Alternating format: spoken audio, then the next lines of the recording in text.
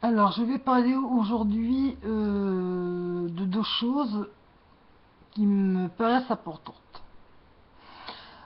Donc, nous nous servons toutes de produits tels que des crèmes pour les mains, des crèmes pour les pieds, également de produits pour le corps, donc que ce soit sous forme de lait pour le corps ou de crème.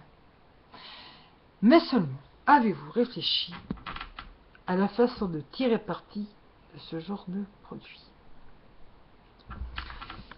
Il faut savoir que la peau de notre corps, tout comme celle de notre visage, répond à des critères de, de santé et de techniques qui lui sont propres pour bien étirer la peau en utilisant ce genre de produit. On va commencer par les mains. Voilà. Lorsque vous mettez de la crème pour les mains, ça c'est une astuce que je vous livre toujours. Vous prenez donc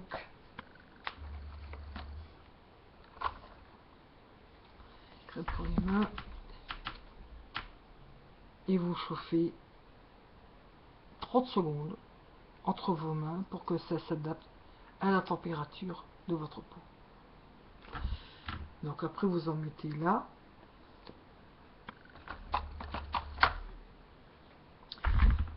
Une fois que vous avez mis la crème sur votre main, voici comment il faut procéder. Donc vous appliquez la paume opposée comme ceci.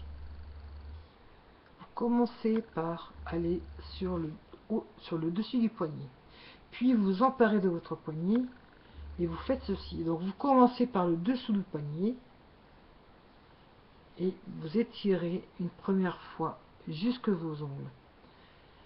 Parce que pour que la peau des mains soit bien liftée, il faut toujours procéder. Donc vous commencez à procéder par le tour du poignet pour créer une courroie d'entraînement. Il faut faire circuler ça et vous faites circuler ça comme ça. Donc moi j'ai toujours l'habitude de faire une vingtaine de fois. Il faut arriver sur l'ongle, par exemple ici le pouce. Vous faites comme ça au niveau de l'ongle, quelques secondes, pour chauffer ici où il y a les cuticules.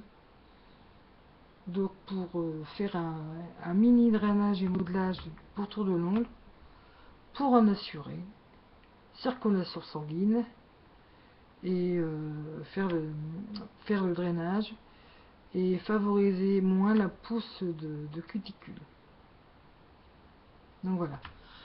Alors, à noter aussi que pour les mains, comme pour le reste du corps, il faut procéder à un gommage. Donc toujours prendre une crème gommante et vous faites comme j'ai fait pour l'application de la main. Donc un gommage des mains 2 fois par semaine pour avoir des mains toutes douces et bien liftées. Et pensez aussi de temps en temps, on va dire le jour où vous faites le masque pour vos mains, l'idéal c'est de mettre par exemple de l'huile de calendula et de dormir toute la nuit avec. Vous aurez des mains tout simplement sublimes le lendemain au réveil. Maintenant, nous allons passer donc au décolleté.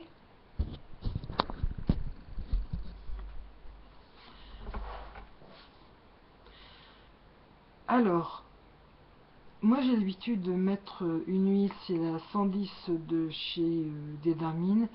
J'ai déjà fait des revues sur ce produit. Il suffit que vous cherchiez dans ma sous-chaîne le blog de Georgia, je pense que vous allez la trouver.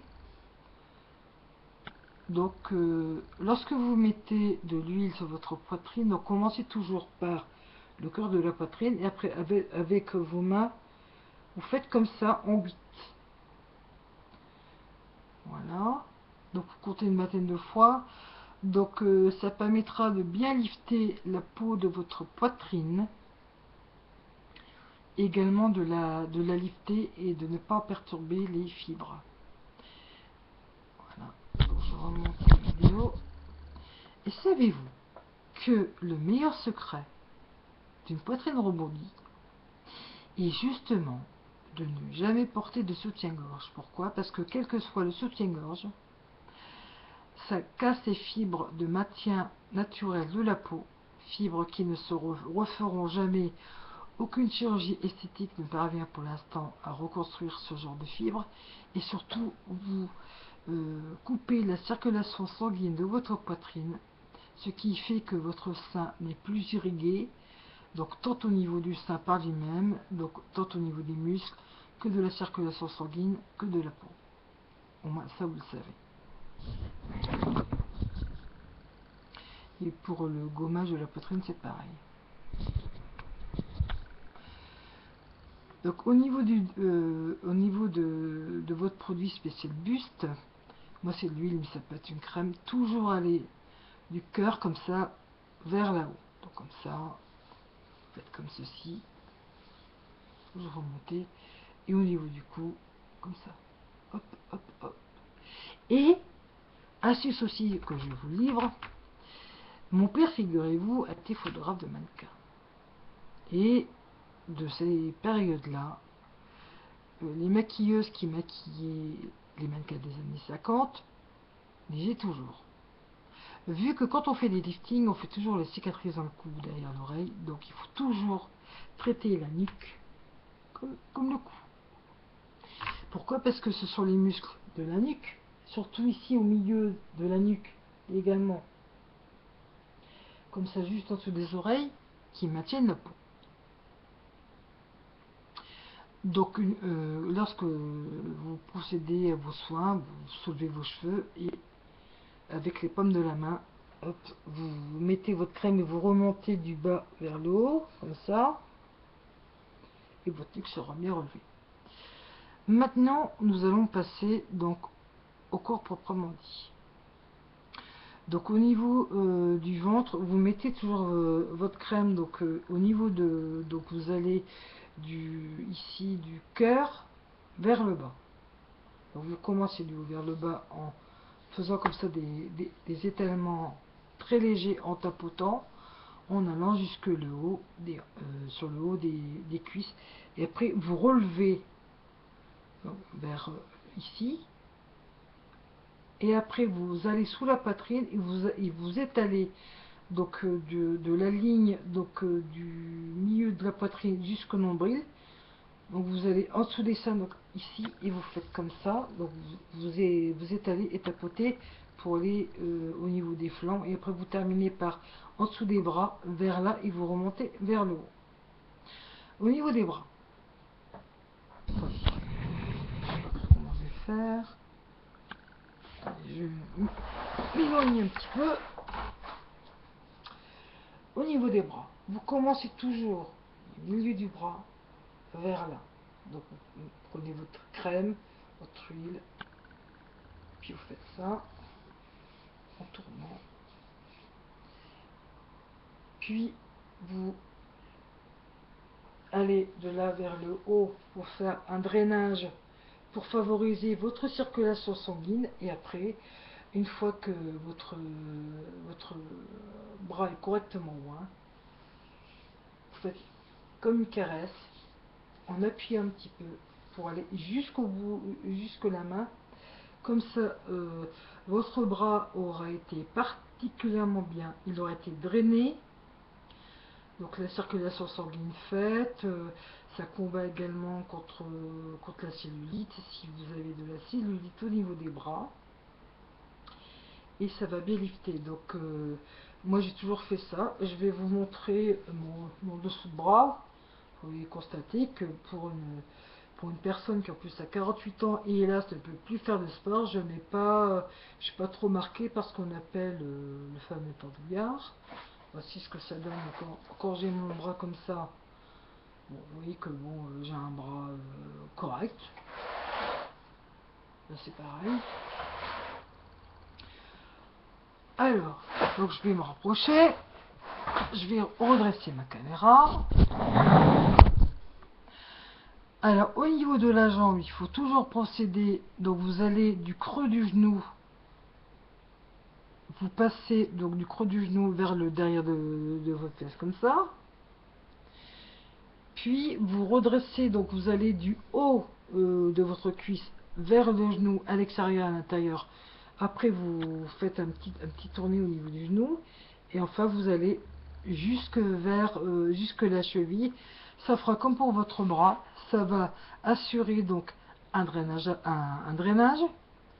Ça va favoriser la circulation sanguine et ça va lifter naturellement votre peau. Si comme moi vous avez une peau extrêmement sensible et la circulation sanguine un peu étrange, parce que moi en l'occurrence comme je suis diabétique, comme tout le monde diabétique, bon, c'est pas que j'ai des problèmes de circulation sanguine à la base, mais du fait que je suis depuis 3 ans fauteuil roulant, j'ai des soins particuliers à faire. Donc ce que je viens de vous dire, c'est véritablement ce qu'il faut faire. Et il faut uniquement porter des collants mousse.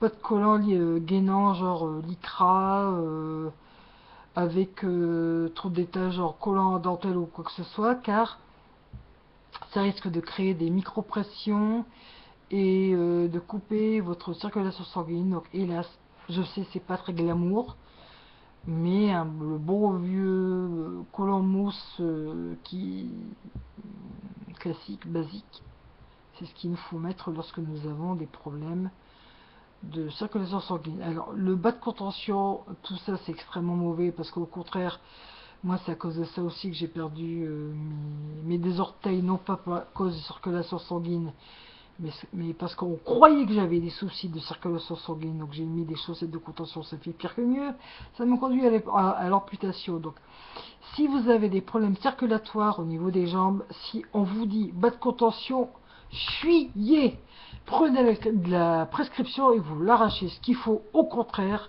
lorsqu'on a des problèmes de contention, des problèmes de circulation sanguine, il faut surtout pas compresser la jambe. Alors, vous voyez derrière moi donc mon lit. Alors, dans l'angle de mon ventilateur, en dessous, vous voyez un oreiller. Alors c'est un oreiller qui justement est spécial circulation sanguine des jambes.